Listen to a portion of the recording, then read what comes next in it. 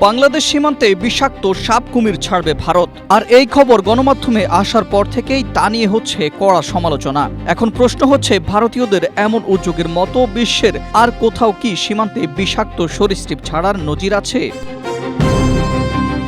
একটি দেশের সীমান্তে বিষাক্ত সাপ কুমির ছাড়ার মতো এমন বিতর্কিত উদ্যোগ এর আগে বিশ্বের অন্য কোথাও নেওয়া হয়নি বলে জানায় Al Jazeera.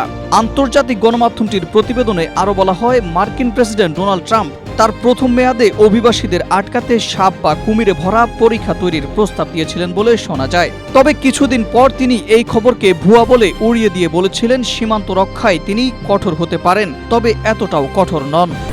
Strawberry super dotted ও ক্লাসিক ভ্যারিয়েন্ট সেন্সেশন জাগুক শিহরণ।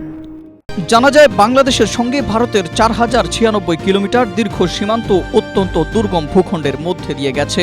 ভারতের কেন্দ্রীয় সরকার খতিয়ে দেখেছে, এই সীমান্তের কিছু অংশে কোনোভাবেই কাঁটাতারের বেড়া দেয়া সম্ভব নয়। সে কারণেই সীমান্তে সাপ কুমির ছাড়ার সিদ্ধান্ত নেয় বিএসএফ জানায়, এসব দুর্গম এলাকায় অনুপ্রবেশকারীদের জন্য প্রাকৃতিক বাধা তৈরি করতেই এমন উদ্যোগ নেওয়া হয়েছে।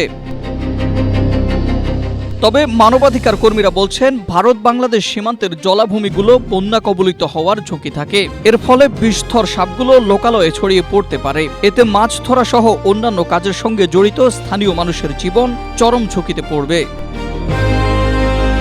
Ahmed Imtiaz, Asia post.